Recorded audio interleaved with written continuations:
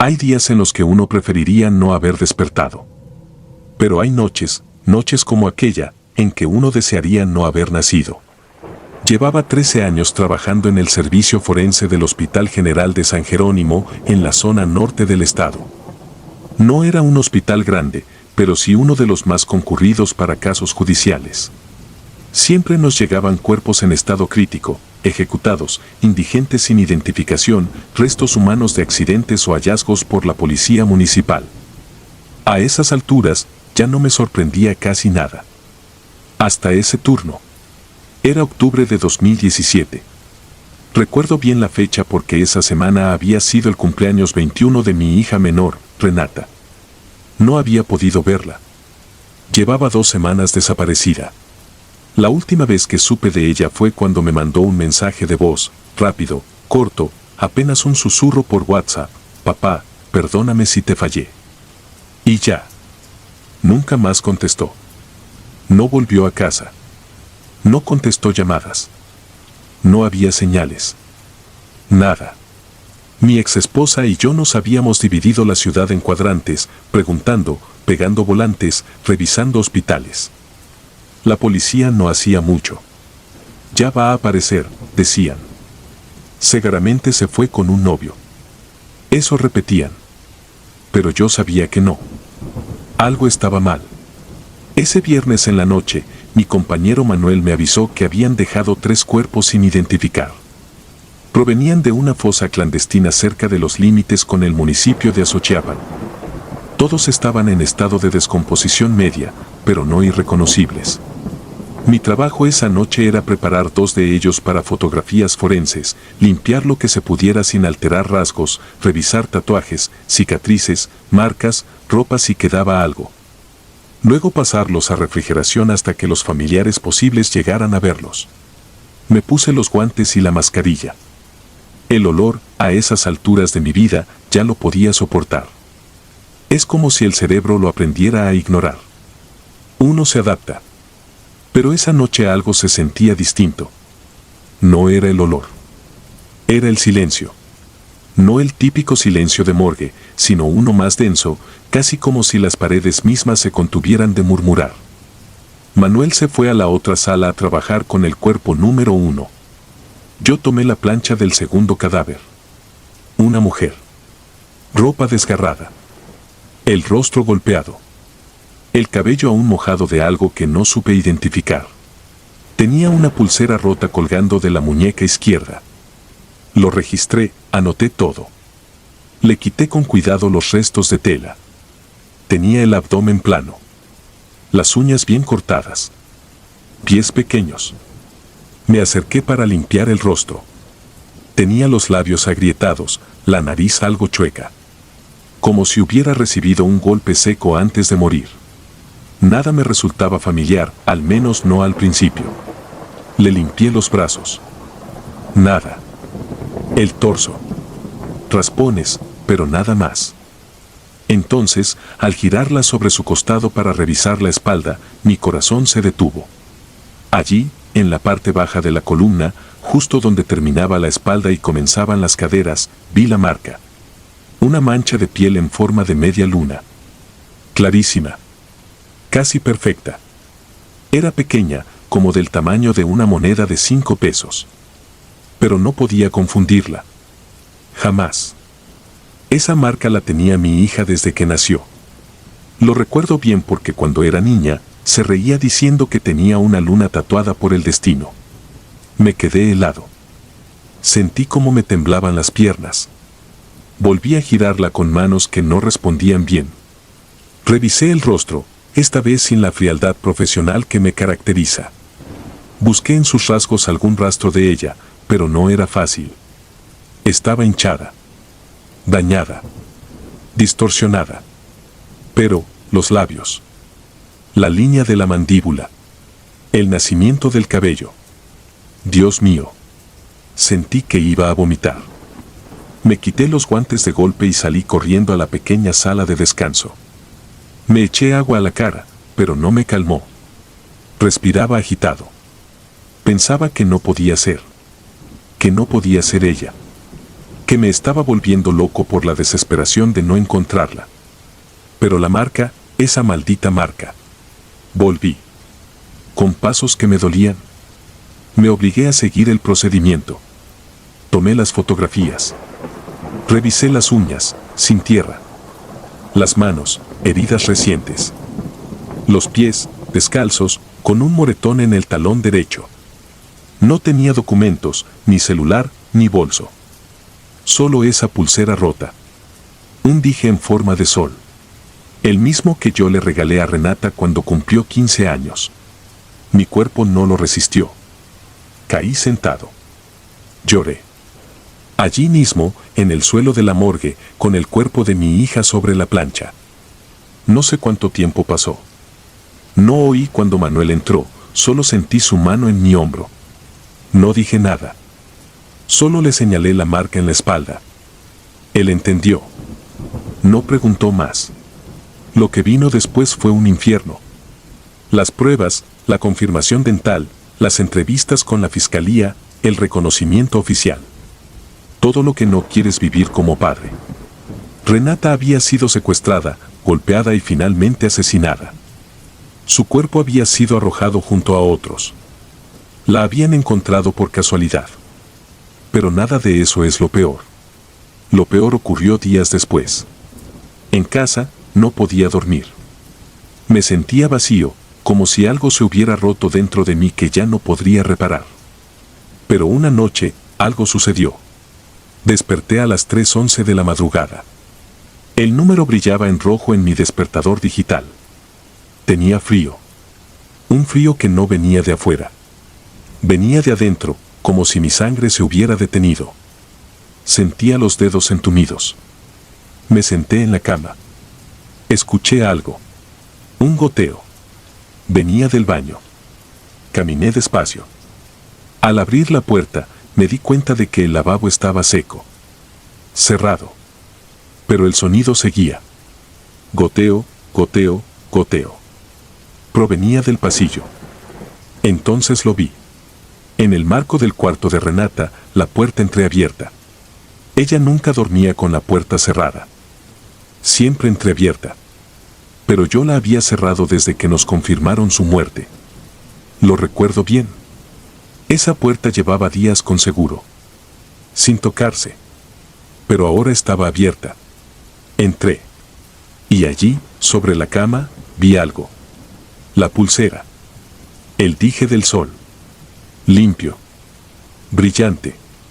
Sobre la almohada. Me paralicé. No entendí cómo había llegado allí. Pensé en un mal sueño. En un desvarío. Me acerqué. La toqué. Estaba fría. Como de metal que no ha tocado la piel humana en días. En ese momento, el foco del cuarto parpadeó. Se apagó. Y escuché un susurro. Mi nombre. No como lo decía mi hija. Era más rasposo. Como si algo intentara imitar su voz. Salí corriendo. No dormí. No regresé al cuarto por semanas. El dije desapareció al día siguiente. Ya no estaba sobre la almohada.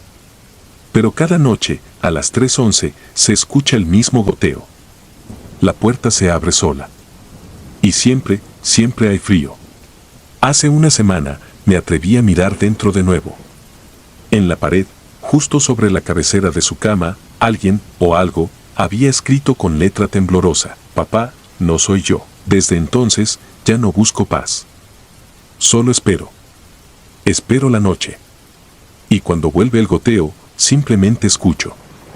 Porque tengo miedo de responder.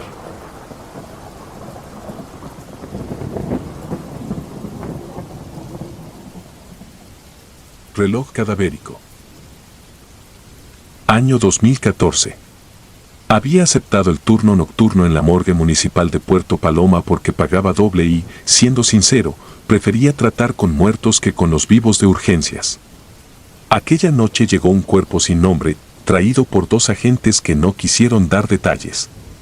Firmé la recepción y bajé al sótano, donde las cámaras de refrigeración mantenían el aire tan frío que crujía. El muchacho tendría unos 22. Piel aceitunada, tatuaje borroso en el antebrazo, el brillo ceroso de los recién fallecidos. Lo coloqué sobre la plancha de acero, encendí la lámpara halógena y abrí el registro en mi tableta. Hora estimada de muerte, 21:15. Causa aparente, paro cardiorrespiratorio. Faltaba la autopsia, puro trámite. Comencé el lavado, agua tibia, jabón quirúrgico, movimientos mecánicos que mi cuerpo ejecutaba solo. Noté algo que desentonaba, pequeñas arrugas en la comisura de sus labios. Parpadeé. No estaban allí cuando lo recibí. Acerqué la luz, la piel se plegaba como pergamino viejo y la barba parecía más canosa que 5 minutos antes. Anoté posible deshidratación acelerada, aunque el estómago se me cerró. Tomé la cámara y disparé la primera foto de protocolo. El visor mostró algo imposible, el rostro infantil de un niño de 12 años. Bajé la cámara, miré al cadáver, a un joven adulto. Volví a la foto, misma cicatriz en la ceja, pero con facciones de niño. El corazón me golpeó el esternón, la mano derecha tembló tanto que casi dejé caer la cámara. Repetí la captura con un marcador de escala. En la pantalla apareció un anciano, párpados hundidos, manchas seniles, cabello completamente blanco. El cambio sucedía dentro del aparato o en mi mente, porque al alzar la vista el cuerpo seguía teniendo 20 y tantos. Respiré hondo y busqué un fallo lógico, filtro activado, lente sucia. La lógica es frágil cuando el miedo empuja desde detrás de los ojos. Decidí ignorar las fotos y concentrarme en la autopsia. Abrí el tórax, corazón pequeño, casi infantil. Pulmones pálidos, de anciano con enfisema. Todo en un mismo cuerpo. El hígado olía a alcohol de bebedor crónico, pero los riñones estaban rosados, casi nuevos. Cada órgano parecía haber vivido una edad distinta. Bajo el microscopio, los glóbulos rojos se mostraban deformados, algunos gigantes como si tuvieran décadas, otros diminutos y vibrantes. La médula ósea mezclaba células madre en ebullición con tejidos prácticamente necróticos. El cuerpo no representaba una sola edad, sino todas al mismo tiempo. Pensé en dar aviso, pero supe que nadie creería. Mientras tanto la piel seguía transformándose. Las uñas crecían y se quebraban como pétalos secos. El tatuaje se estiró, se contrajo, desapareció. Cada minuto era una vida entera resumida en carne. Miré la cámara de seguridad, mi silueta se inclinaba sobre una mesa vacía. Donde debía verse el cadáver solo había una mancha gris. El refrigerador principal emitió un chasquido. El cuerpo estaba ahora sentado. No recuerdo haberlo alzado. Su pecho no subía ni bajaba, y sin embargo los párpados vibraban. El cuerpo adoptaba edades sucesivas, como un carrete acelerado, adolescente, adulto, anciano, niño de nuevo. Sin crujidos de huesos, sin jadeos, solo la sombra del tiempo sobre la piel. Quise correr, pero las piernas me traicionaron. Sostenía un bisturí, arma inútil contra algo que no respiraba. El aire olía a formaldehído y a polvo de archivo. Tal vez deliraba, pensé. Cansancio, horas extra, luz blanca que anestesia la percepción. Cerré los ojos. Al abrirlos, el cuerpo estaba de pie, mirando su reflejo opaco en el acero. Se palpó el rostro como quien tantea una máscara. No habló. Posó los dedos sobre mi muñeca. Un hormigueo helado me recorrió el brazo. Vi mi piel marchitarse, venas violáceas, manchas de edad brotando mientras mi pulso se hacía débil. Grité, pero el sonido quedó atrapado en el aire frío. Él rejuvenecía mientras yo envejecía. El contacto duró segundos. Me soltó y cayó desplomado, de nuevo joven. Retrocedí hasta un espejo portátil, media cabeza canosa, arrugas como garras alrededor de mis ojos. Revisé el reloj, habían pasado 22 minutos desde su ingreso. Grabé un memo de voz, mutación temporal acelerada, dije con labios resecos. Ofrecí mi renuncia en la misma grabación. Intenté meter el cuerpo en la cámara frigorífica, pesaba como plomo. Cada vez que lo miraba era distinto, y sus pupilas saltaban de niñez a vejez. No vi otra salida, lo incineré. Encendí el horno. Mientras las llamas crecían, El rostro tras la escotilla cambiaba sin descanso, recién nacido, adolescente, anciano marchito, hombre de mediana edad, un ciclo infinito devorado por fuego. La puerta del horno vibró, luego un silencio espeso llenó el sótano. Abrí la escotilla, solo cenizas finas, ningún hueso, ni dientes. Nada persiste cuando el tiempo arde. Subí a la superficie encorvado por el cansancio y la edad robada. Firmé el cierre del turno con una mano temblorosa. Pensé en llamar a los agentes, pero el número del informe estaba incompleto. Fui al depósito de efectos personales, ni cartera, ni ropa. Solo un reloj de pulsera sin manecillas. Lo guardé en una bolsa de evidencia. Al cerrar la cremallera sentí su latido, igual que un pulso ajeno. No lo dejé en el archivo, lo llevé conmigo. Cada noche, cuando la casa se sumerge en silencio, el reloj late al ritmo exacto de mi corazón. Han pasado 11 años. Soy un anciano prematuro. Los médicos hablan de estrés crónico. Nadie ve el reloj moverse, no tiene agujas, pero yo escucho cómo redondea segundos que ya no son míos. A veces, reflejado en el cristal, veo al muchacho sonreír, esperando que se acabe mi tiempo para reclamar el suyo. Tampoco duermo. Revisé viejos expedientes y encontré 4 casos en distintas costas, cuerpos que fluctuaban de edad. Todos terminaron en cremación irregular, firmados por investigadores sin registros académicos. El sobreoficial que solicitaba mi informe olía a medicina rancia, como pasillos de sanatorios abandonados. Viajé a esas ciudades. Hallé morgues con planchas vacías y hornos recién reemplazados. Comprendí que aquella noche fue solo un eslabón, quizá tan antiguo como la idea misma del tiempo. Regresé con la piel más reseca. El reloj late más rápido, celebrando mi descubrimiento. Me pregunto qué pasará cuando alcance un compás imposible de sostener. Quizá entonces todas mis edades se desplieguen de golpe y yo exista apenas un instante, un destello entre cuna y tumba. Ese pensamiento me mantiene despierto. No por terror, sino por vergüenza, fui testigo y verdugo, sé que nada ha terminado. Temo que, cuando abran mi bolsa de cadáver, mi cuerpo no coincida con las fotos de mi juventud y el ciclo continúe, más cuerpos, más relojes sin agujas, latiendo con el mismo tic-tac impalpable. Rueguen que me incineren rápido. El fuego es el único reloj que destruye las horas que jamás debieron existir.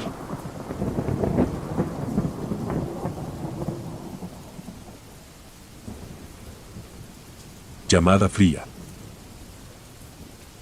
Nunca quise trabajar en el depósito de cadáveres del Hospital General de Fresnillo, pero a inicios de 2019 cerraron quirófano por recorte de personal y me ordenaron bajar al sótano.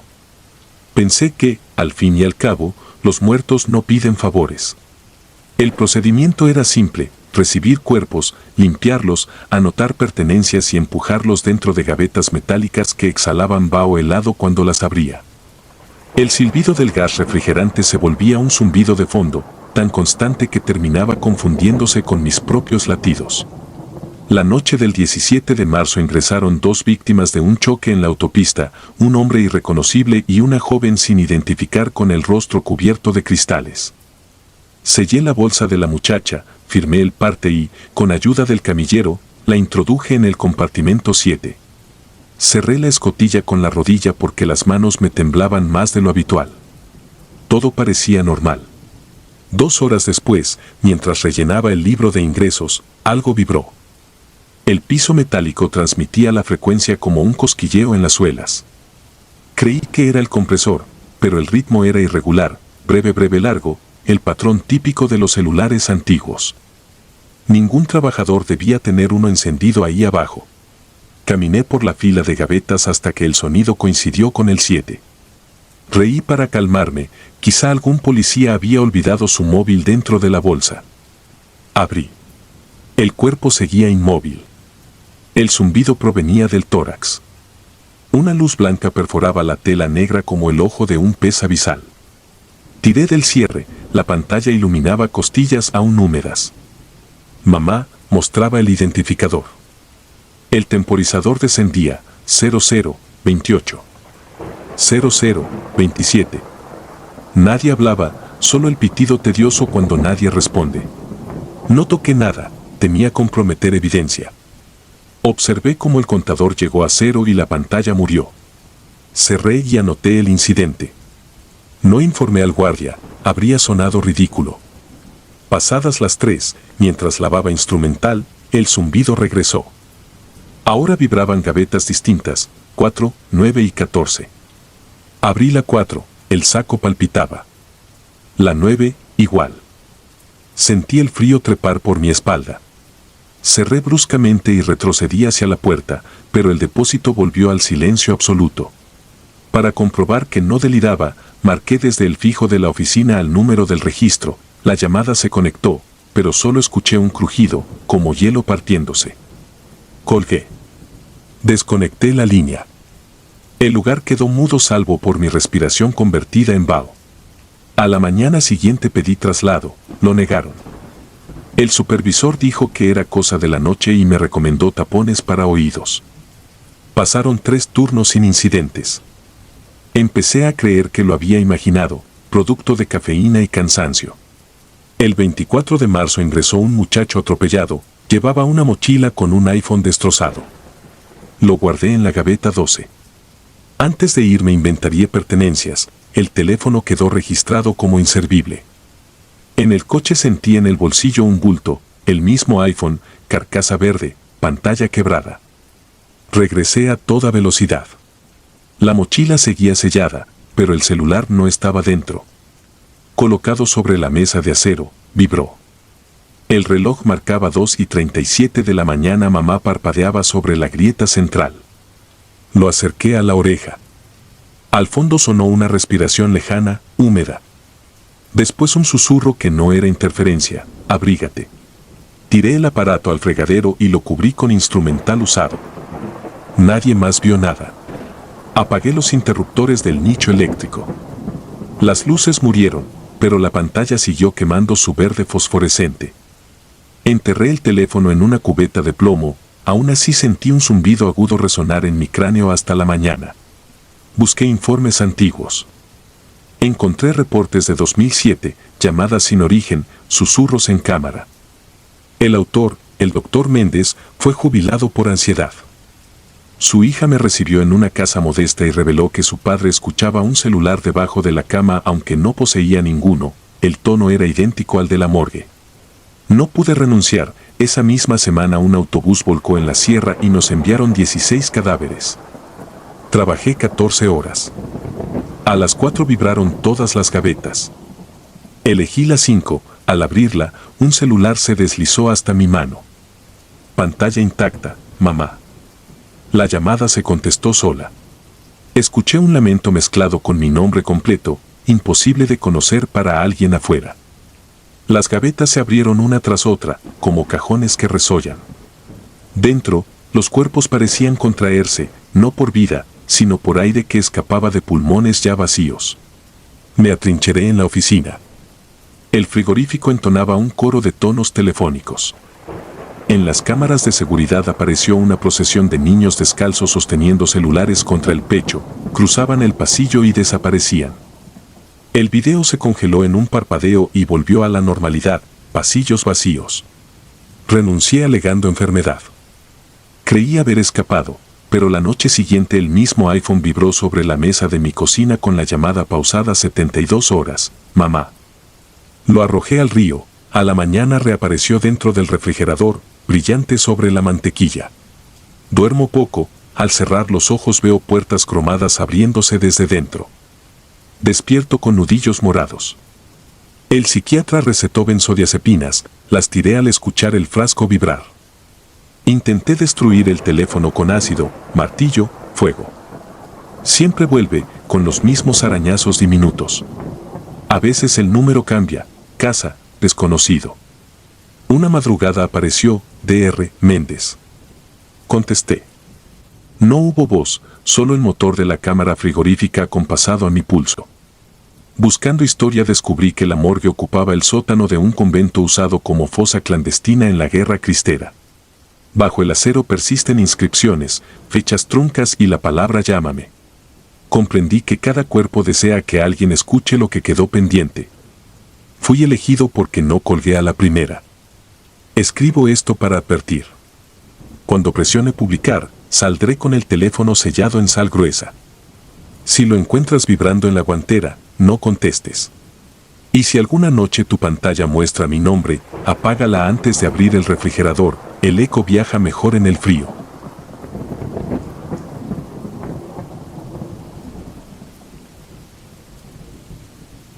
Carne caducada. Llegué al Servicio Médico Forense de Ciudad Juárez en junio de 2019 con la certeza de que sería una guardia rutinaria, etiquetar pertenencias, pesar órganos, archivar fotografías que nunca verán la luz. El amanecer reverberaba tras los ventanales tapiados y el olor a desinfectante apenas disfrazaba el tufo de los compartimentos fríos. A las 6:18 entró la patrulla con un bulto enfundado en una bolsa negra. Los agentes solo dijeron que lo habían hallado en un terreno de maquilas abandonadas, sin identificación ni huellas rescatables. Firmé el recibo, empujé la camilla y sentí la textura correosa de la bolsa. El cadáver resumaba un líquido espeso, entre marrón y verde, propio de una descomposición avanzada, incompatible con la temperatura cálida de la noche anterior. Al rasgar el plástico encontré un cuerpo masculino, alrededor de 40 años, piel acartonada, ojos semicerrados con una membrana lechosa y un olor que no pertenecía a ningún estadio fresco de muerte reciente. Era hedor antiguo, rancio como sótanos inundados. Sin embargo, el abdomen aún conservaba cierta elasticidad y las uñas no presentaban desprendimiento. Las fases de putrefacción se superponían como si el tiempo hubiese brincado hacia adelante y atrás, congelando algunas partes y acelerando otras. Tomé notas mecánicamente, pero un hormigueo me corrió por el cuero cabelludo cuando vi las marcas, 3 cicatrices rectas en el costado derecho, alineadas, tan lisas que parecían sanadas hacía años, no horas. A las 7 llegó un hombre de 70 y tantos con paso firme, barba rala y un expediente amarillento bajo el brazo. Dijo llamarse Adrián Castañeda y exigió verificar un rumor. Corría la voz en las radios de la policía de que un desconocido compartía rasgos con el asesino de su hijo, muerto en 2006. No era la primera vez que un doliente se aferraba a un supuesto reconocimiento, pero sus ojos clavados en la sala de planchas tenían una convicción que me incomodó. Accedí porque la ley permite la identificación visual si se registra en acta. Retiré la sábana apenas lo necesario. El silencio se volvió sólido cuando don Adrián se paralizó frente al rostro grisáceo. Susurró, es él. No pidió confirmación dactilar, no vaciló. Balbuceó que aquel hombre, Jacinto, el tibio, Fuentes, había apuñalado a su muchacho tras un asalto y desaparecido sin dejar rastro. Nadie lo halló vivo ni muerto, hasta ahora. Le rogué que se sentara, temí un desmayo, pero su témpel era de acero templado por duelo. Entonces me percaté de otro detalle, la mandíbula del cadáver estaba rígida, pero no por rigor mortis reciente, los bordes de los dientes estaban oscurecidos, como si hubiese pasado años bajo tierra. Al mediodía, con el padre ya ausente, inicié la necropsia. El bisturí apenas pudo abrir la piel parda, dura como cuero sin curtir, no encontré sangrado interno, solo fluidos coagulados y un olor acre a amoníaco. Las vísceras estaban parcialmente momificadas, el hígado lucía contraído, y los pulmones, en lugar de colapsados, se deshacían en polvo al tacto. Conforme avanzaba, la temperatura del cuerpo descendía más rápido que la del quirófano, formándose vaho blanco sobre la mesa de acero. Tomé muestras y sellé cavidades, pero algo no concordaba, hallé esquirlas metálicas en la espalda, junto a tejido fibroso ya cicatrizado. Había sido baleado mucho antes de morir, quizá años, y sin embargo el certificado de defunción preliminar debía situar la muerte horas antes del hallazgo. Pasadas las 16:30, la corriente eléctrica parpadeó. Las cámaras dejaron de grabar durante 7 minutos. Cuando regresó la luz, la bandeja inoxidable se había deslizado varios centímetros y la sábana cubría solo hasta el pecho del difunto. Pude jurar que el mentón estaba más elevado, como desafiando el techo, pero atribuí el cambio al temblor de voltaje. Coloqué de nuevo la sábana, aseguré frenos y continué catalogando pruebas. A las 19:12 sonó la puerta principal. Adrián Castañeda regresó con una carpeta de recortes de periódico, fotos del hijo asesinado y copias de declaraciones policiales. Quería que adjuntáramos todo al expediente. Mientras revisaba los documentos, noté una coincidencia perturbadora. En la foto de ficha criminal de 2006, el presunto asesino portaba 3 cicatrices idénticas a las que yo había visto, pero la nariz era más recta, la frente más amplia. El muerto sobre mi mesa parecía la versión envejecida de aquel rostro, salvo por un detalle: usaba la misma camisa a cuadros, manchada del mismo patrón de sangre. Le pedí a don Adrián que esperara en la sala contigua. Volví a la plancha para contrastar elementos y coger la cámara fotográfica. Sin embargo, la sala estaba vacía. La sábana yacía en el suelo, húmeda, impregnando el aire con un olor a humedad pútrida tan espeso que irritaba la garganta. Recordé el fallo eléctrico, la posición alterada del cuerpo, y un sudor helado me recorrió la frente. Apreté la alarma interna, que solo sonó en mi auricular. Los altavoces generales seguían mudos. Tomé una linterna y avancé entre cajones numerados, heladeras y carros de instrumentos. El haz de luz se detuvo en unas pisadas negras impresas en el linóleo, zigzagueando hacia la bodega de Formón. Cada huella tenía el contorno borroso, como filtrado por agua turbia. Seguí la pista con los latidos clavados en los oídos. Al abrir la puerta, encontré el cadáver recostado contra la pared, sentado, con la cabeza ladeada sobre el hombro y los brazos cruzados sobre el pecho, casi en postura defensiva. Sin entender, me acerqué. El tórax subía y bajaba en un temblor imperceptible, un suspiro agrio escapó de su boca reseca, y un gusano pálido reptó fuera de la fosa nasal. Retrocedí con el estómago contraído. Mi linterna iluminó algo más. En la otra esquina, Adrián yacía en cuclillas, sosteniendo un bisturí robado de la mesa. Sus ojos estaban desencajados, fijos en el rostro del muerto. Murmuraba un Padre Nuestro deformado por la rabia.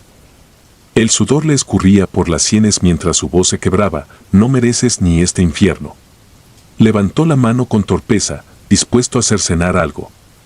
Quise detenerlo, pero una fuerza de espanto me clavó al suelo.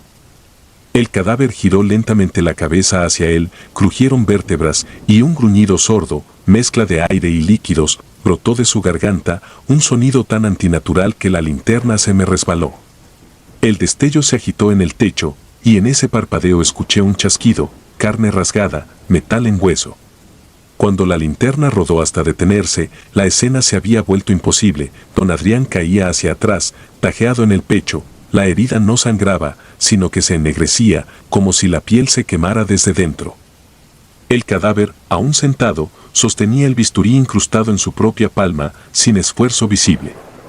Los ojos blancos miraban nada, pero su quijada se abría y cerraba como practicando una sonrisa. Corrí a buscar ayuda, pero el pasillo parecía alargarse sin fin, y el sistema de comunicación interna permanecía muerto. Volví con adrenalina disparada, solo para encontrar silencio. El corpulento cuerpo y el anciano habían desaparecido. Sobre el suelo persistían larvas retorciéndose, derramando un líquido que corrompía el azulejo, dejando manchas amarillas. Siguiendo el rastro, llegué a la cámara frigorífica número 7. La puerta estaba entreabierta, un golpe sordo se escuchó dentro. Empujé cauteloso. El interior estaba vacío excepto por 2 bolsas negras apiladas, ambas selladas. En las etiquetas leí con letra temblorosa mi propia caligrafía: Castañeda, Adrián, fallecido 6 de junio de 2018. La segunda, Fuentes, Jacinto, fallecido 14 de abril de 2006. El choque me quebró las rodillas. Recordé los archivos. Hacía un año yo mismo había procesado a un hombre encontrado muerto de infarto, identificado como Adrián Castañeda, y 13 años antes, otro cuerpo calcinado, asignado como NN, que luego correspondió a Jacinto Fuentes.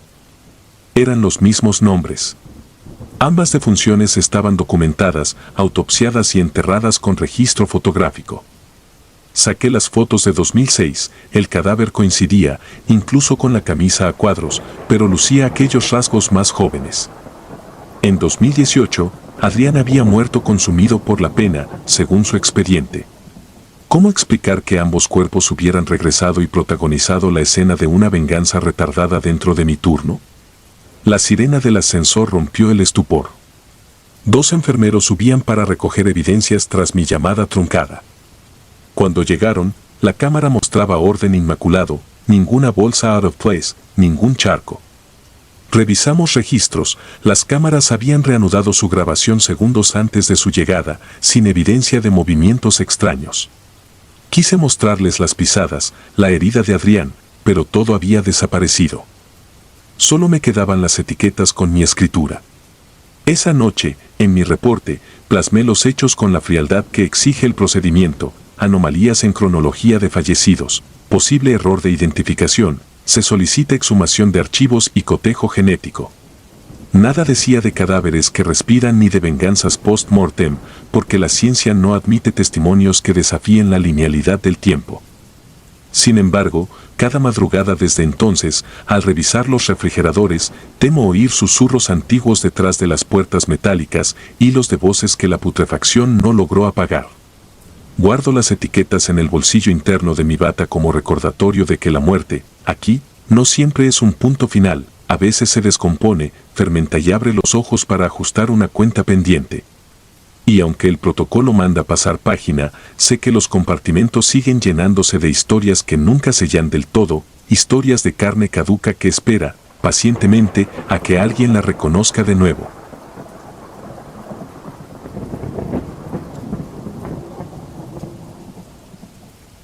Gritos de muerto. Jamás me había temblado tanto el pulso. Y eso que para trabajar en una morgue, uno debe tener nervios de acero. Yo había aprendido a desconectarme, a separar los cuerpos del pensamiento como si fueran piezas sin historia. Pero ese día, en esa sala fría del Instituto Forense de Durango, el silencio me miró de frente y se rió. Tenía 12 años trabajando como técnico forense. Había visto de todo, cuerpos desmembrados, fetos momificados, víctimas de accidentes imposibles. Siempre fui el tipo que decía yo me encargo mientras otros se daban vuelta.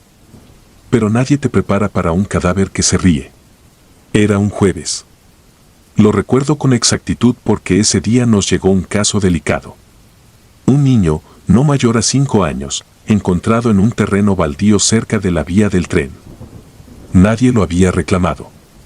La policía solo tenía una mochila y un peluche quemado. Lo trajeron en una bolsa negra, sin nombre, sin rostro. Su cara estaba tan dañada que apenas se le notaban los rasgos. Pero sus manos estaban limpias, aún con tierra bajo las uñas. No parecía que llevara mucho tiempo muerto. A mí me asignaron la preparación previa al examen forense. Lo básico, limpieza, fotografía, identificación de marcas, posibles signos de violencia. Lo saqué de la cámara y lo puse sobre la plancha de acero. La luz blanca del plafón caía justo sobre él. Sentí un escalofrío. No de miedo, sino de frío real, como si acabara de abrir un refrigerador humano. Empecé por lavar su rostro, quitando los restos de lodo seco. Tenía la mandíbula un poco abierta, como si hubiese gritado al morir. Cerré su boca con una cinta especial. Mientras lo limpiaba, me pareció escuchar un sonido agudo detrás de mí. Me detuve. Era una risa. Una risa infantil, clara, pero corta. Como un eco en una habitación vacía. Pensé que tal vez algún compañero había dejado el radio encendido. Salí al pasillo. Nada. Silencio. Volví a la sala. El cuerpo seguía en la plancha. Cerré la puerta con seguro. Seguí trabajando, pero algo había cambiado. El aire se sentía denso. Como si algo invisible caminara detrás de mí. Reacomodé el cuerpo, girándolo un poco para tomarle fotos del torso. Fue entonces que, al observar el visor de la cámara, lo vi. Una figura. Muy pequeña. Parada junto al cuerpo. Estaba borrosa, apenas una silueta más clara que la oscuridad del fondo. Pero era un niño. No el mismo, otro. No tenía ojos. Solo manchas oscuras donde deberían estar. Y lo más perturbador, su boca estaba muy abierta. Demasiado. Quité la cámara de mis ojos y al mirar directamente, no había nada. Solo el cuerpo inmóvil. Respiré hondo. Le tomé las fotos restantes sin mirar por el visor, solo apuntando y disparando. No quería volver a ver. Al revisar las imágenes en la computadora del laboratorio, en la tercera fotografía la figura seguía ahí, parada junto al cadáver, como si lo mirara dormir. Le pregunté a Ávila, mi compañero de turno, si alguien más había entrado mientras yo estaba adentro. Negó. Recién había llegado. Fui a revisar las grabaciones de la cámara de vigilancia interna, la que apunta al área de ingreso. Nadie había entrado en esas 2 horas. Volví a la sala, con el corazón rebotando en el pecho. Me obligué a continuar. Abrí el cuerpo, como siempre. Los órganos estaban íntegros, salvo por el corazón, que tenía una marca, como si lo hubieran presionado con fuerza desde fuera. No era corte ni perforación. Más bien un hundimiento seco. Una mano pequeña, quizá. No quise imaginar. Antes de cerrar, escuché la misma risa. Esta vez más cerca. No provenía del pasillo ni de las cámaras. Venía del congelador. Exactamente del compartimiento donde había estado el niño. Lo abrí. Vacío. No soporté más. Salí. Caminé sin rumbo hasta la entrada. Respiré. Pensé en renunciar. En inventar una excusa médica. Pero algo me jalaba de vuelta. Algo me decía, tienes que terminar. Volví. Me puse los guantes. Terminé de coser la cavidad torácica. El cuerpo parecía más pesado. Me costaba moverlo. Lo acomodé en la plancha rodante. Estaba por cubrirlo con la sábana cuando, sin explicación, el peluche quemado, ese que habían dejado en su bolsa, cayó de la repisa donde lo había colocado antes. Rodó hasta el cadáver. Eso fue suficiente. Guardé todo como pude. Dejé el cuerpo en el compartimiento. Cerré. Me senté a escribir el informe, tratando de no mirar hacia el pasillo oscuro que conducía a las cámaras. Pero en el reflejo del monitor, lo juro por lo que más quiero, vi una figura asomarse desde la puerta entreabierta. Bajita. De espaldas. Esa noche no dormí. Ni la siguiente. Le conté lo sucedido a una colega del área de criminología, de esas que creen en energías. Me dijo algo que me heló la sangre: si se escuchan risas de un cuerpo, es porque no fue velado o porque no murió solo. Busqué más sobre el caso del niño. Nadie lo había reportado. Nadie pidió su cuerpo. Ni una denuncia. Nada en la prensa. Fue enterrado como NN 3 semanas después, sin ceremonia, sin lápida. Solo un folio. Las cámaras internas fueron revisadas por protocolo. En una, la del pasillo frente a la sala donde estuve, se captó un cuadro. Apenas un segundo. A las 3:17 de la madrugada. En el video, se ve cómo la puerta de la sala se abre sola y una figura pequeña camina por el pasillo hacia el fondo. Sin sombra. Después de eso, se solicitaron bendiciones en las instalaciones. Un padre fue a rociar agua bendita en las salas. Y aunque muchos lo tomaron a burla, yo no me reí. Yo escuché la risa. Yo vi al niño. Y no hay bisturí que corte ese recuerdo de mi mente. Desde entonces, cada vez que me toca preparar el cuerpo de un menor, dejo una veladora encendida. A escondidas. Nadie lo sabe. No por superstición, sino por respeto. Porque si algo aprendí esa noche es que los muertos no siempre están solos. Y algunos quieren que juegues con ellos. Aunque sea por última vez.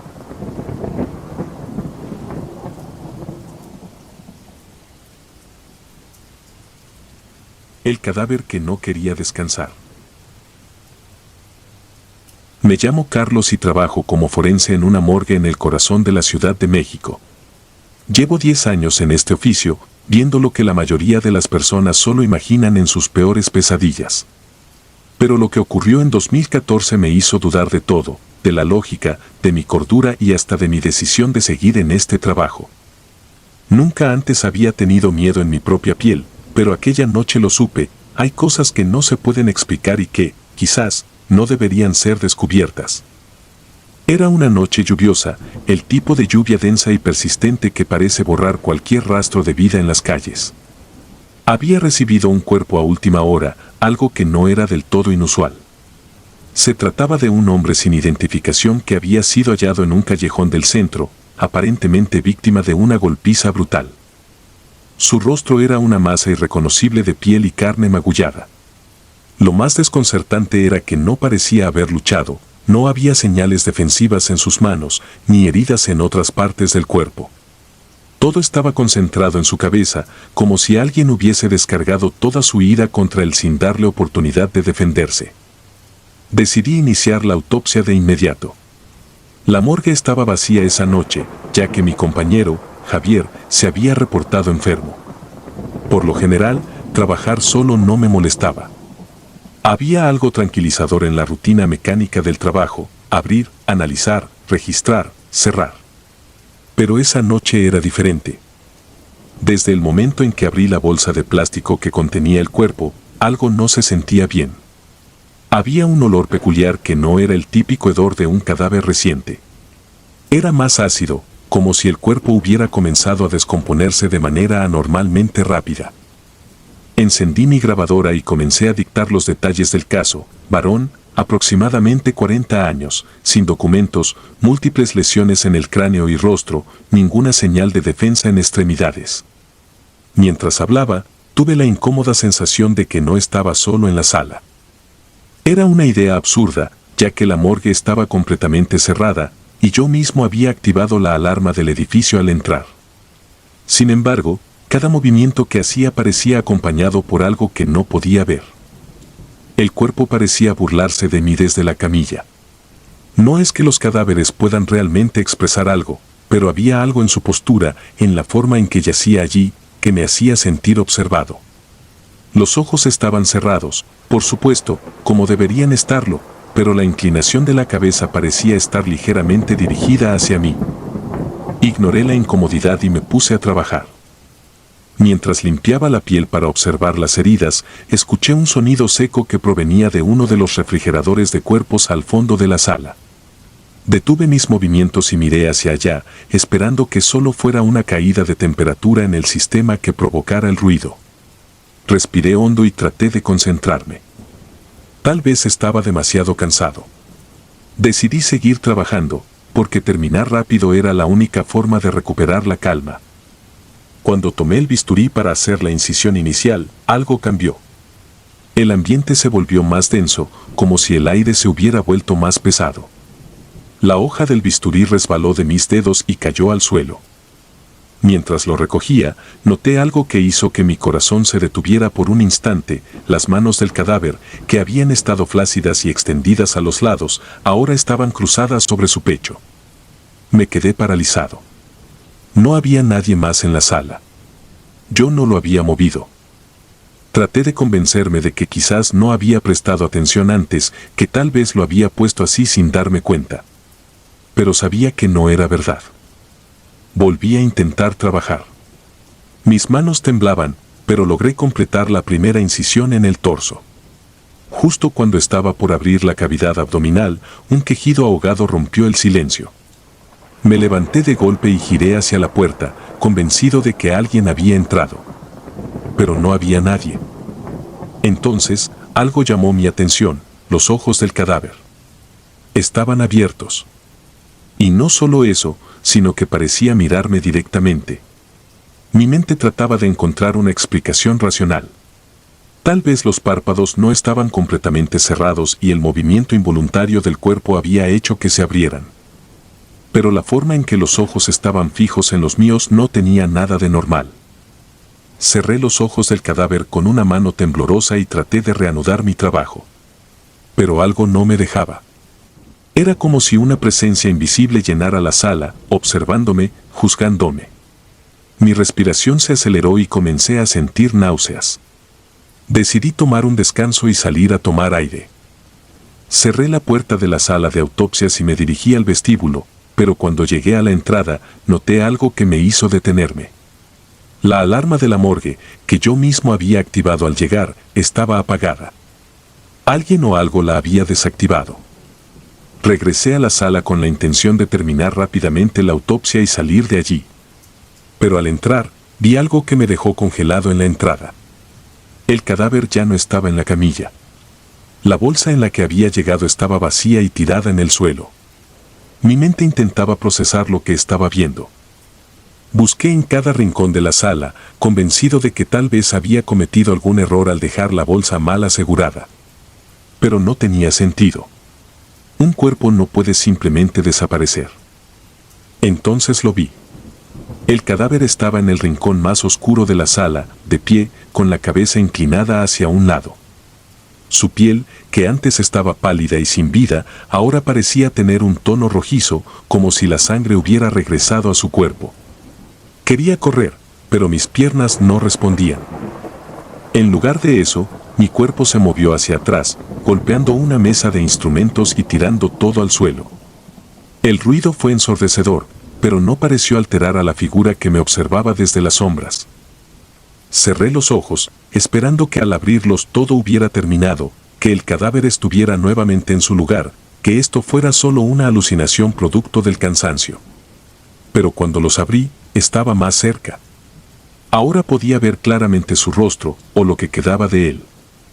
Los labios se habían curvado en una mueca que no era una sonrisa, pero tampoco una expresión de dolor. Era algo mucho más perturbador, como si intentara burlarse de mí. Retrocedí hasta la puerta y logré abrirla, saliendo corriendo al pasillo principal. No pensé en activar la alarma ni en llamar a alguien. Solo quería salir de ese lugar. Mientras bajaba las escaleras hacia la salida, escuché un ruido fuerte proveniente de la sala de autopsias. Era como si algo pesado hubiera caído al suelo, pero no me atreví a regresar. Salí del edificio y me quedé en la lluvia, empapándome, tratando de convencerme de que todo había sido producto de mi imaginación. Al día siguiente, cuando regresé, encontré la sala de autopsias en perfecto orden. El cadáver estaba nuevamente en su camilla, con los ojos cerrados, como si nada hubiera pasado. Revisé las cámaras de seguridad, pero la grabación de esa noche estaba dañada. Los registros electrónicos no mostraban nada extraño. Cuando informé a mis superiores, simplemente asumieron que había cometido un error por el cansancio. No insistí. ¿Quién me iba a creer? Desde entonces, he seguido trabajando en la morgue, pero ya no me quedo solo por las noches. No quiero volver a experimentar algo como aquello. Sin embargo, a veces, cuando estoy en casa tratando de dormir, tengo la extraña sensación de que alguien está parado al pie de mi cama, mirándome con esos ojos que nunca debieron haber vuelto a abrirse.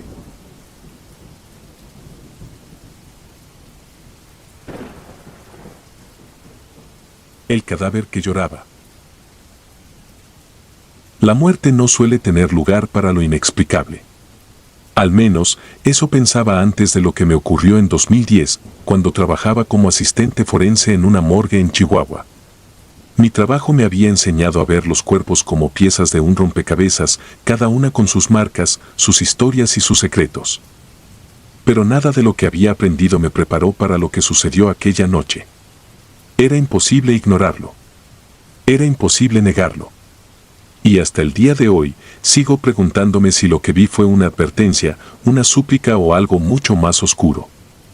El cuerpo llegó al final de mi turno, justo antes de las 9 de la noche. Había sido encontrado en un pozo seco a las afueras de la ciudad, en una zona rural donde los vecinos solían evitar pasar después del atardecer. Según los reportes iniciales, llevaba al menos una semana en descomposición, aunque la causa exacta de la muerte no estaba clara. Lo único que sabíamos era que había desaparecido sin dejar rastro y que nadie había notado que estaba allí hasta que un agricultor, al buscar agua, lo encontró por accidente. Recuerdo el estado del cadáver con claridad. La piel estaba hinchada por la humedad acumulada en el pozo, pero no había signos evidentes de trauma violento. No había heridas profundas, fracturas ni marcas visibles que indicaran un ataque. Lo único inusual eran los ojos. Aunque estaban cerrados, algo en ellos me incomodaba. Era como si hubiera una presión detrás de los párpados, como si guardaran algo que no debía estar ahí. Mi rutina era siempre la misma: registrar los detalles, preparar el equipo y comenzar la autopsia. La morgue estaba vacía, como siempre lo estaba a esa hora. El silencio absoluto solo era interrumpido por el zumbido del sistema de ventilación y el clic ocasional del refrigerador de cuerpos. El ambiente era frío, metódico.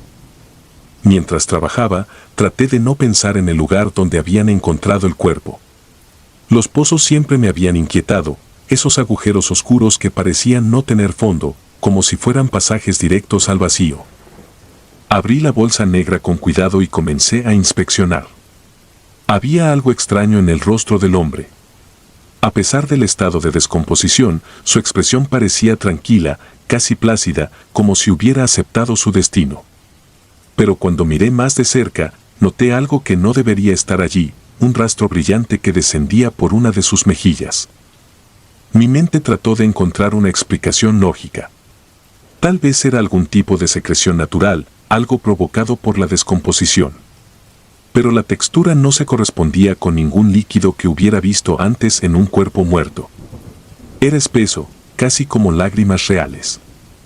Limpié la sustancia con un hisopo y continué con el procedimiento, intentando ignorar la creciente sensación de que algo no estaba bien. Mientras trabajaba, la sensación de incomodidad se intensificaba. Parecía que cada vez que miraba al cadáver, había algo diferente en su rostro. Algo en la forma en que la luz se reflejaba en sus facciones me hacía sentir como si me estuviera observando, aunque sus ojos permanecían cerrados. Fue cuando llegué a los ojos que todo cambió. Decidí abrirlos para tomar muestras del líquido y verificar si había algún daño interno. Al hacerlo, me detuve en seco. Allí, en el borde de sus párpados, había más de aquel líquido. Era imposible. Las lágrimas no se forman en un cuerpo muerto. No hay actividad en las glándulas lagrimales. Sin embargo, lo estaba viendo con mis propios ojos, pequeñas gotas deslizándose lentamente por su rostro, como si aún estuviera llorando. Me quedé paralizado por unos segundos. Mi mente buscaba desesperadamente una explicación científica. Quizá el cuerpo había estado expuesto a algún tipo de reacción química en el agua del pozo. Tal vez algún compuesto desconocido había provocado un efecto que imitaba lágrimas. Pero no podía convencerme por completo. Había algo demasiado humano en la forma en que el líquido recorría sus mejillas. Decidí grabar lo que estaba viendo. Coloqué mi teléfono sobre una mesa cercana, enfocando al cadáver mientras limpiaba las lágrimas una vez más. Terminé el procedimiento apresuradamente y sellé el cuerpo en una nueva bolsa. No quería mirarlo más. Había algo en su expresión que me perturbaba profundamente, como si intentara comunicar algo que no podía ser dicho. Antes de irme, revisé las cámaras de seguridad de la sala de autopsias. Quería asegurarme de que lo que había visto no era producto de mi imaginación. Al retroceder la grabación, sentí un escalofrío que no podía ignorar. Las imágenes mostraban algo que nunca olvidaré. Justo después de que limpiara las lágrimas, el líquido volvía a formarse, lentamente, como si el cadáver estuviera llorando de verdad. En un momento de la grabación, las lágrimas se detuvieron y la cabeza del cadáver pareció inclinarse ligeramente hacia la cámara, como si supiera que estaba siendo observado. Esa noche no dormí. Cada vez que cerraba los ojos, veía la imagen del cuerpo en la camilla, las lágrimas cayendo, su expresión inexplicablemente tranquila. Al día siguiente, informé lo sucedido a mi superior. No esperaba que me creyera, pero quería dejar constancia de lo que había ocurrido. Sin embargo, cuando revisamos nuevamente la grabación, el archivo estaba corrupto. Las imágenes se detenían justo antes de que comenzaran a aparecer las lágrimas. Mi superior me dijo que probablemente había sido un error técnico y me recomendó tomarme unos días libres. Pero yo sabía lo que había visto. Poco después, la familia del hombre llegó para identificar el cuerpo. Una mujer, que parecía ser su hermana, me preguntó cómo había sido encontrado. Le expliqué lo que sabía y, mientras lo hacía, noté que sus ojos se llenaron de lágrimas. Ella dijo algo que todavía me atormenta: él no puede descansar. No hasta que se haga justicia. Según la familia, el hombre había desaparecido semanas antes después de recibir amenazas de un grupo local de personas influyentes. Creían que había sido asesinado, pero no tenían pruebas. Nadie se había molestado en investigar. Al escuchar esto, mi mente volvió a las lágrimas, a la sensación de que el cadáver intentaba decir algo que nadie quería escuchar. Las noches siguientes fueron difíciles. Cada vez que regresaba a la morgue, sentía una presencia que no podía explicar. Aunque había más cuerpos en las cámaras frigoríficas, siempre parecía que ese en particular, el del hombre del pozo, era el único que importaba. Incluso sellado en su bolsa, parecía que su historia aún no había terminado. Unas semanas después, la familia logró que se abriera una investigación. Los forenses externos encontraron evidencia de un trauma en el cráneo que no habíamos detectado inicialmente. Se concluyó que había sido golpeado con un objeto contundente antes de ser arrojado al pozo. Aunque nunca se encontró a los culpables, el caso se cerró. El cuerpo fue enterrado y la familia finalmente pudo darle un lugar de descanso. Sin embargo, no creo que realmente haya encontrado la paz. A veces, cuando cierro los ojos por la noche, siento como si esos ojos aún me miraran, llenos de una tristeza tan profunda que parece imposible. Me pregunto si alguna vez realmente entendimos lo que intentaba decirnos o si, como tantas otras veces, ignoramos lo que no podemos explicar.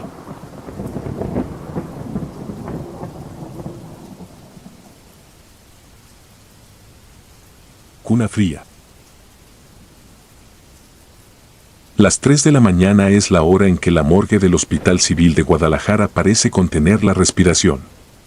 El extractor de formol deja de zumbar un instante, ciclo automático de purga, y todo queda suspendido en un silencio blanco, más denso que el nitrógeno que lame las compuertas metálicas. Ese silencio fue el marco de la historia que escribo ahora, porque ya entendí que si no la expulso, seguirá royendo mis noches como una larva lenta y precisa. Soy Mario Córdoba, técnico tanatólogo desde 2019, turno nocturno por elección propia. Las guardias diurnas están llenas de burócratas que charlan encima de los cuerpos, y la muerte, pienso, merece cierta intimidad. Hace un año exacto ingresó una remesa de 5 cadáveres, 2 hallados en la barranca de Huentitán, un migrante desconocido, una anciana atropellada y un recién nacido que falleció durante el parto. Estos 2 últimos, la anciana y el bebé, quedaron asignados a las gavetas 12A y 12B, cámaras contiguas dentro del segundo pasillo. Tomé nota, deslicé las bandejas y sentí la frialdad habitual. Nada presagiaba lo que vendría. Esa noche, al fichar la bitácora, descubrí una página suelta en el escritorio, llevaba la huella sangrienta de una mano y una frase escrita con marcador quirúrgico: cuando despierte, cambiará de cuna. Supuse broma de algún interno. Rompí el papel y lo tiré al contenedor rojo. A las 3:07 llegó el corte de luz rutinario, 30 segundos sin generador. Aproveché para lavarme los guantes. Cuando regresó la electricidad, la alarma vibró, gaveta 12B abierta. Fui a revisar. El asa seguía cerrada, sello intacto, pero un hilo de agua, más claro que el habitual del descongelamiento, se deslizaba hacia la coladera. Lo limpié, reinicié el sensor y anoté falsa lectura. Minutos después, mismo error. Decidí abrir. Al tirar de la bandeja, el bebé no estaba. En su lugar reposaba la anciana, rígida, entre su sudario empapado. Cerré de golpe, abrí 12A, el cuerpo del niño descansaba sobre la tabla, arropado con la manta quirúrgica de la mujer. No había marcas de arrastre, ni charcos mayores, ni signos de manipulación externa. Cambié los cuerpos de nuevo, encerré, sellé con cinta doble y me juré prestar atención al próximo corte de luz. Segunda noche. La tensión en los párpados era como de alambre tensado. Grabé un memo de voz mientras hacía la ronda: posible sabotaje. Revisar cámaras. Pero las cámaras del pasillo 2 llevaban meses fuera de servicio, proyecto detenido por falta de presupuesto. A las 3:07, exacto, titilaron los fluorescentes. Me paré frente a las gavetas 12, cronómetro mental. 10 segundos. 15. 30. Vuelta de energía. La alarma no sonó. Alcé la mano para irme y escuché un clic interno, metálico y suave, como un pestillo liberado. El medidor marcó -5 grados centígrados, temperatura normal, pero la manija de 12B se desplazó 1 milímetro con un rechinido diminuto. Llamé al guardia. Tardó en llegar, subió los hombros y dijo que quizá el sellado del empaque térmico estaba vencido. Prometió solicitar mantenimiento. Se fue. No entendía mi entumecimiento, no era miedo de espectros, era algo más físico, una intuición de que la lógica se había fracturado justo delante de mí. Pasó una hora. El silencio entre chasquidos de tubería era absoluto, salvo por un nuevo sonido, algo semejante a un suspiro largo que provenía del sistema de extracción, pero el motor estaba apagado. Seguí el tubo hasta la rejilla lateral. En la rejilla se acumulaban pelos blancos y finos que no pertenecían a ninguno de los cuerpos ingresados. Tomé muestra, la guardé en una bolsa y regresé al escritorio. Al sentarme, encontré otro papel. Esta vez era la etiqueta del bebito, arrancada y vuelta a pegar del revés. La tinta se había corrido en forma de dedos, como si el papel hubiese estado sumergido en agua. Entendí que aquello no cesaría por simple obstinación. Tercera noche. Entré armado con reflexiones de ciencia, ronchas de hielo, dilataciones, quizás roedores. A las 2:50 comencé un protocolo improvisado. Abrí ambas gavetas y fotografié posiciones. Sellé con precinto numerado, registré hora. Apagué yo mismo el generador auxiliar para provocar el corte. El pasillo quedó en tinieblas, salvo el parpadeo de una linterna que fijé en un trípode apuntando a las compuertas. Cuando reconecté la energía, corrí a las gavetas, los precintos seguían cerrados, pero la linterna captó algo que aún me seca la boca cada vez que lo recuerdo. Entre las juntas de acero, pegado como si hubiera escurrido desde dentro, goteaba calostro humano, esa leche primeras horas, mezclado con coágulos negruzcos que reconocí por su olor dulzón. No abrí, me limité a escuchar. Detrás del metal sonaron dos golpes, distintos, uno macizo, como puño grande, otro sordo, ligero, como mano de infante. Me derrumbé contra la pared. Comprendí que aquello era un diálogo, un intercambio imposible entre dos cadáveres a los que la electricidad, el frío o tal vez mi propia incredulidad permitían moverse en una siniestra ósmosis de destino. Recordé el papel, cuando despierte, cambiará de cuna. Quizá la anciana, en su último hálito, había soltado un deseo de maternidad inconclusa. Quizá el bebé reclamaba el calor que jamás tuvo. No sé. Lo cierto es que, cada madrugada, ambos cuerpos reanudaban esa transferencia silenciosa, un trueque de sitio, de líquidos, de identidad. Cuarta noche. Llevé agua bendita que robé de la capilla, un recurso desesperado. Empapé la almohadilla de la puerta 12B con el líquido. Apenas la gota rozó el metal, se escuchó un chillido, como vapor contra hierro vivo, y el termómetro cayó a menos 10 grados centígrados de golpe. El acero sudó escarcha. El chillido se transformó en llanto ahogado, un gimoteo áspero que no emergía de la cámara, parecía venir desde las paredes, del concreto mismo. Corrí hasta la caja eléctrica y subí todos los breakers. La morgue se iluminó como quirófano, nada se movió. Minutos después, la linterna captó la última señal. En la compuerta de la anciana apareció la impronta de una mano minúscula, delineada en escarcha, y en la del bebé la forma borrosa de dedos largos y nudosos. Dos marcas, opuestas, pulsando un segundo antes de evaporarse. Entendí que debía poner fin antes de que la anomalía reclamara un cuerpo vivo. Esa mañana solicité cambio de turno. Entregué un informe incompleto y salí del hospital jurándome no volver de noche. No lo logré. 6 meses después me asignaron urgencia de personal y regresé. La morgue luce igual, salvo por un detalle, las gavetas 12A y 12B ya no existen. El pasillo ahora muestra un bloque de acero continuo, sin puertas, soldado y pulido como si nunca hubieran estado allí. Pregunté al nuevo jefe, respondió que en ese tramo había fallas estructurales y resultaba más barato clausurar que reparar. Nadie recordó al bebé ni a la anciana. Busqué en registros, los números de inventario saltan del 11D al 13A, hueco deliberadamente borrado. No volví a oír golpes, ni a encontrar papeles, pero cada madrugada, justo a las 3:07, la luz parpadea un instante. Cuando eso ocurre, la soldadura del muro exhala vaho, y un olor leve a leche agria flota por el pasillo. Yo tomo aire despacio, Beso la medalla que cuelga bajo mi bata y recuerdo que, en este oficio, algunos cuerpos no buscan entierro, buscan emparejar la soledad que los mató. Y cuando lo consiguen, sellan la puerta detrás con una quietud que solo parece paz desde afuera.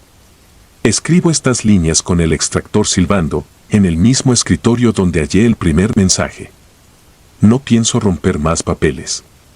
Esta historia quedará aquí como advertencia: si una gaveta se abre sola, tal vez no quiera escapar, quizás solo espera que alguien comprenda la urgencia de cerrar las cunas equivocadas antes de que la muerte adopte de nuevo.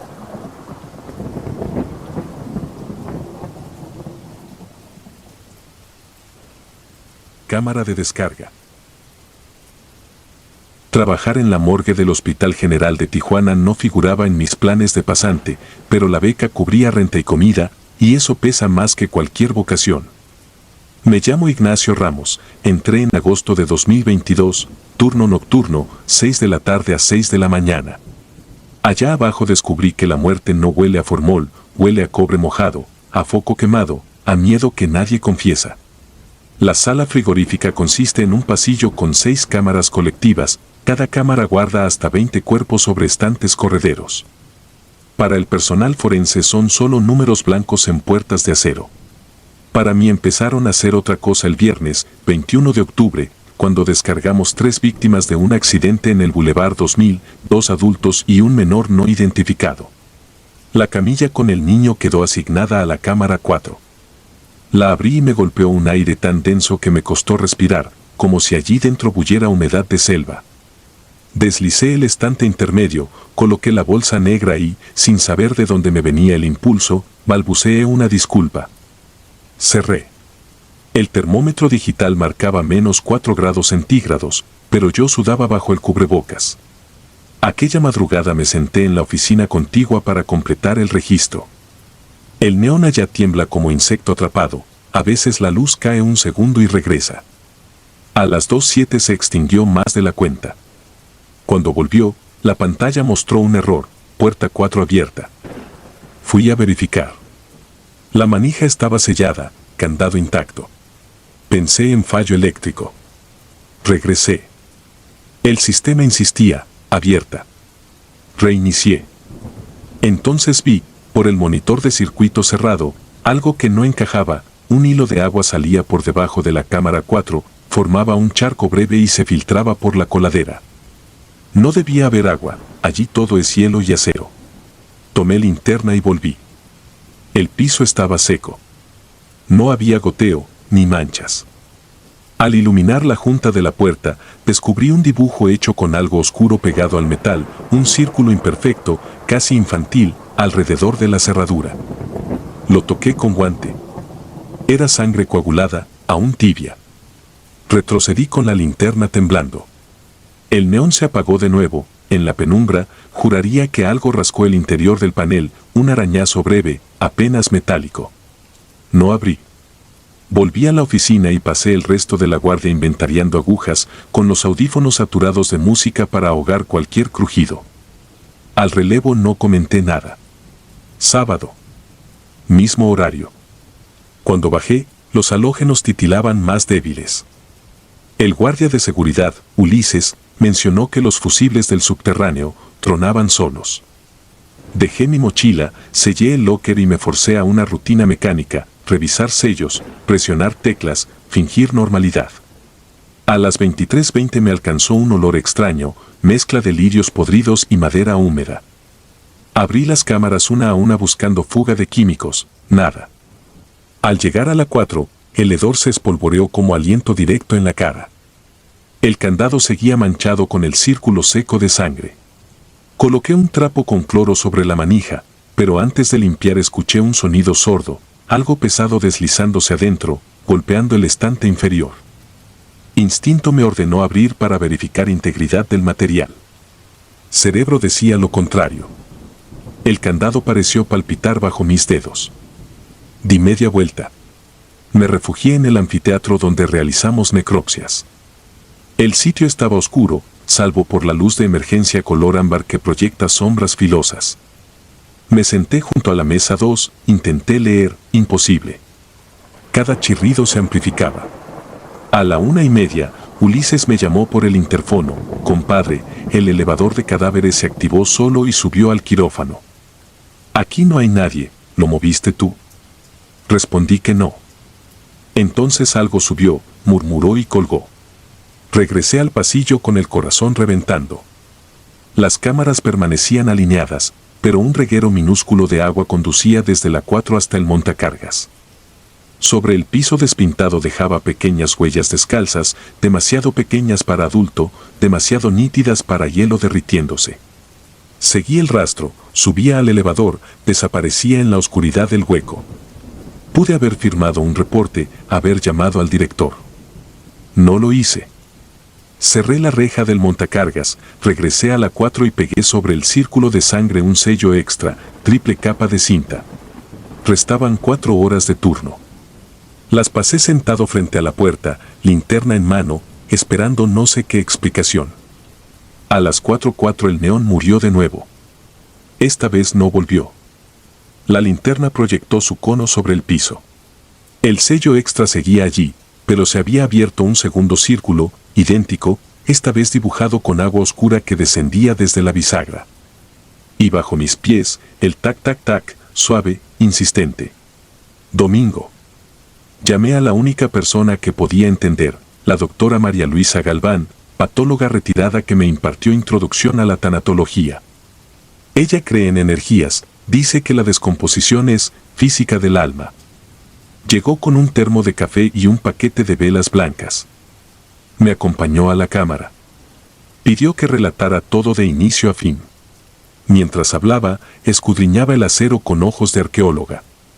Luego apoyó la palma en la puerta, cerró los párpados y susurró algo, tránsito. Pregunté qué quería decir. Respondió, a veces un cuerpo se queda prendido porque su última respiración fue un espasmo de conciencia.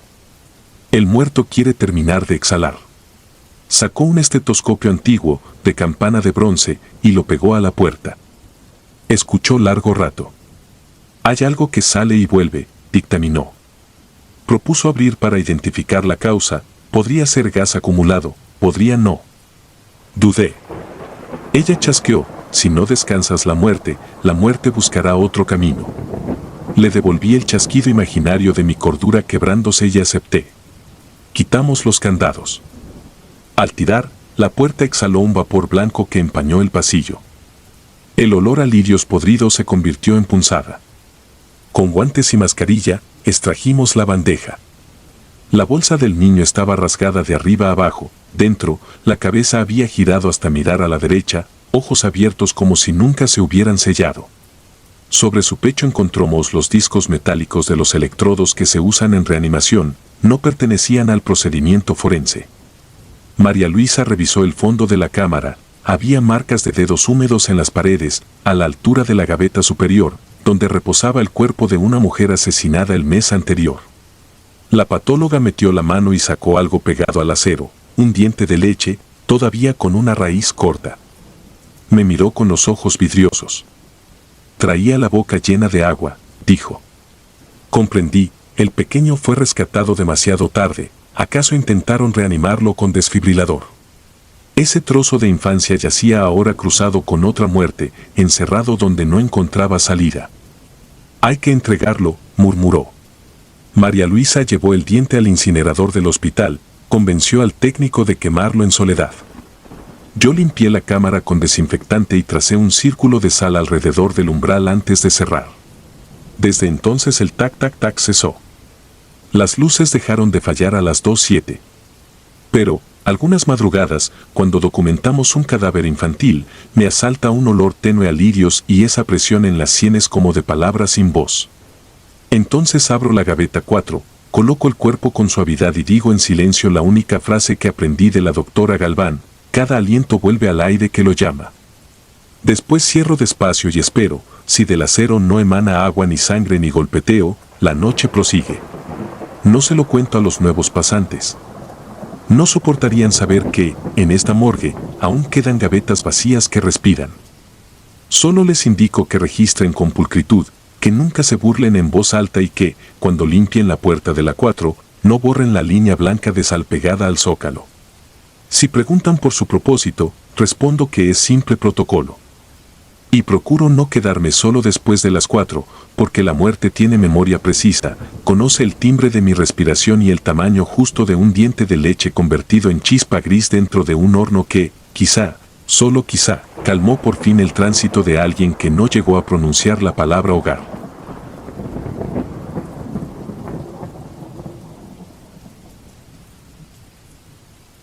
Mármol frío.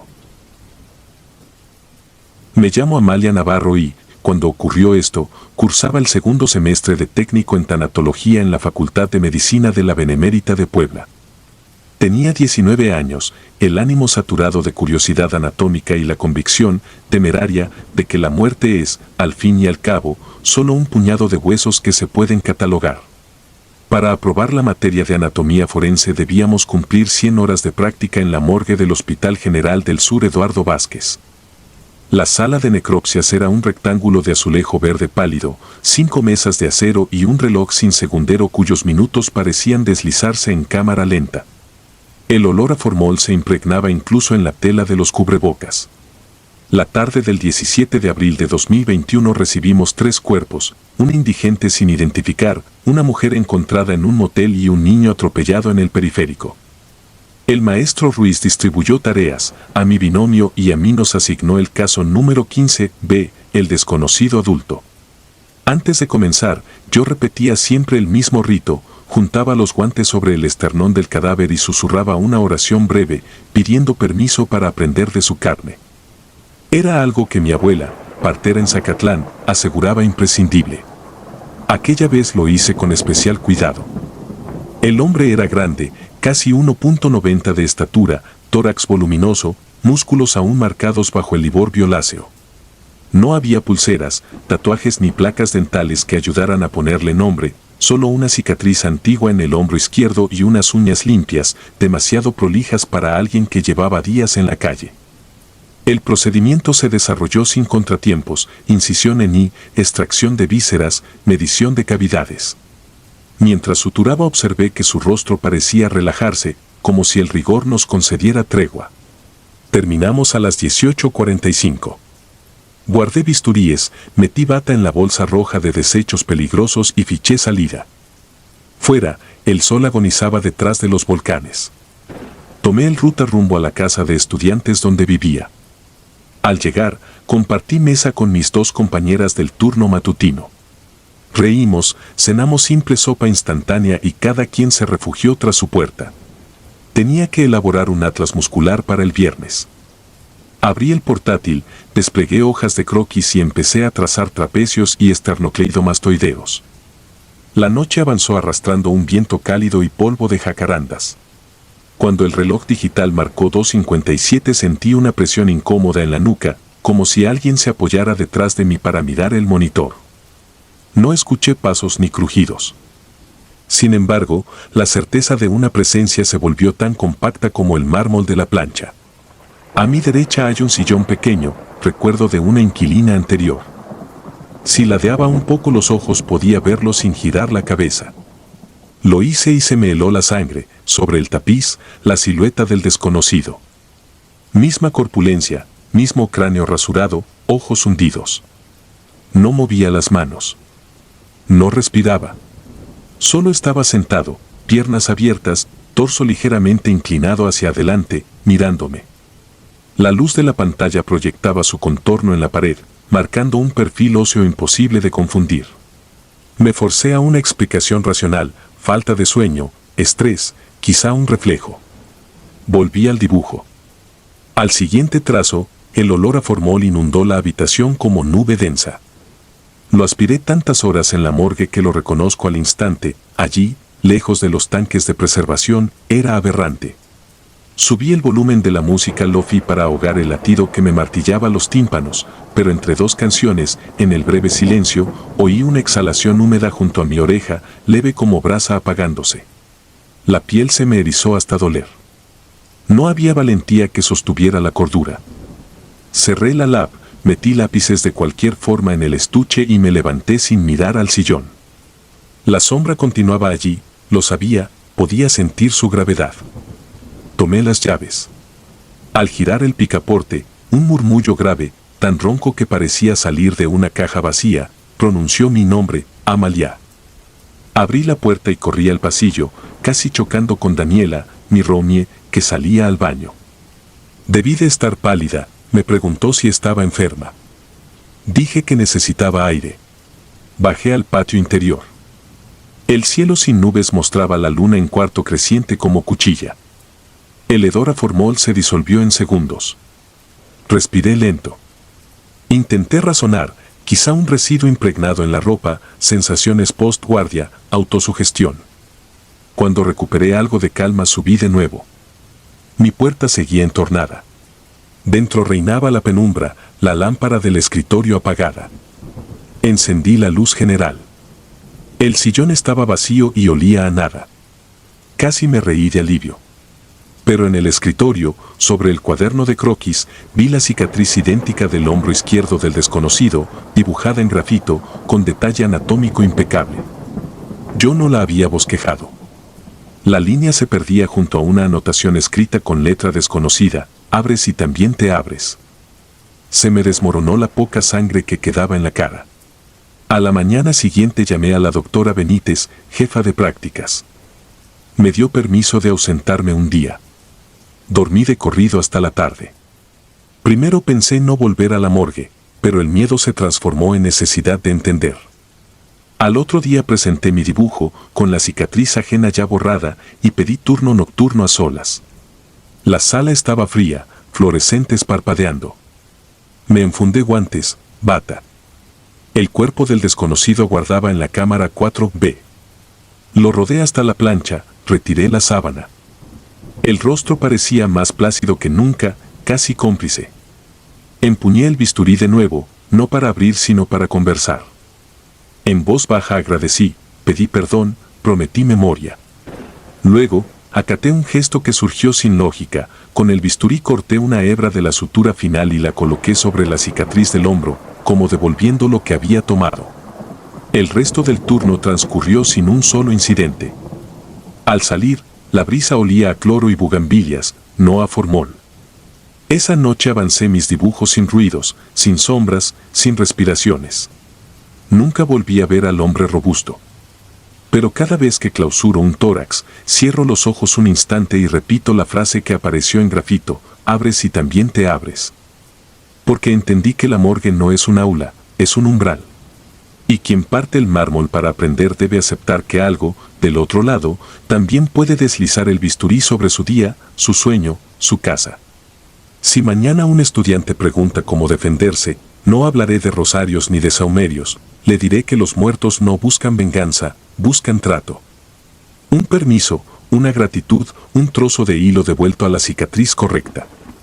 Todo acuerdo se paga en respeto. Cuando se olvida, el mármol se vuelve espejo y proyecta a quien escribe en su superficie. Y entonces, lo juro por mi pulso temeroso, no existe puerta, llave ni música que mantenga la noche fuera del cuarto de estudio.